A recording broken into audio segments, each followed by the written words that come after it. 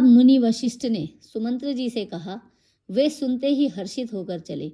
उन्होंने तुरंत ही जाकर अनेकों रथ, घोड़े और हाथी सजाए और जहां तहां सूचना देने वाले दूतों को भेजकर मांगलिक वस्तुएं मंगाकर फिर हर्ष के साथ आकर वशिष्ठ जी के चरणों में सिर नवाया।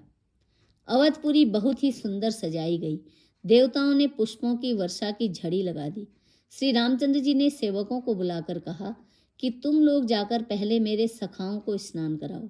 भगवान के वचन सुनते ही सेवक जहां तहां दौड़े और तुरंत ही उन्होंने सुग्रीव आदि को स्नान कराया।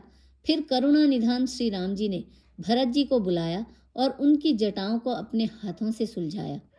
तदंतर भक्त वत्सल कृपालु प्रभु श्री रघुनाथ जी ने तीनों भाइयों को स्नान कराया।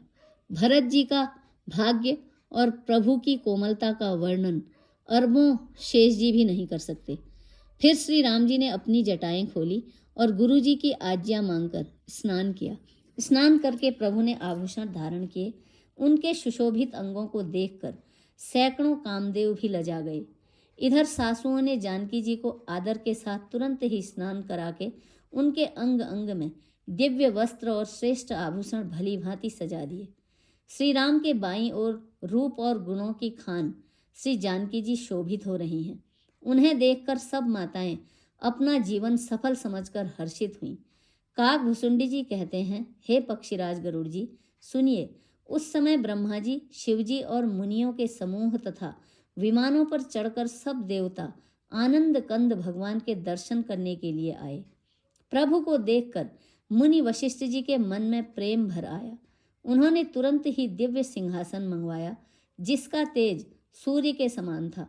उसका सौंदर्य वर्णन नहीं किया जा सकता। ब्राह्मणों को सिर नवाकर श्री राम जी उस पर विराज गए। श्री जानकी जी सहित श्री रघुनाथ जी को देखकर मुनियों का समुदाय अत्यंत ही हर्षित हुआ। तब ब्राह्मणों ने वेद मंत्रों का उच्चारण किया। आकाश में देवता और मुनि जय हो ऐसी पुकार करने लगे। सबसे पहले मुनि वशिष्ठ जी ने तिलक किया। फिर उन्होंने सब ब्राह्मणों को तिलक करने की आज्ञा दी। पुत्र को राज सिंहासन पर देखकर माताएं हर्षित हुईं और उन्होंने बार बार उनकी आरती उतारी। जय जय राम।